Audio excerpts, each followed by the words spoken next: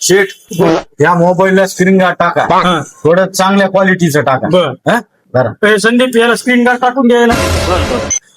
Pintu 2 minute का नाही screen guard टाकून घे, मी ATM म्हणून पैसे घेऊन देतो.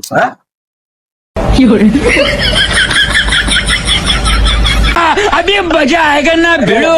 स्क्रीन गार्ड कसं टाकायला मग दाखव. चांगले ये क्या है? काय मला डोक्याला ताण द्यायला यार हे. हमारे यहाँ ऐसा ही होता है. हे कुठलं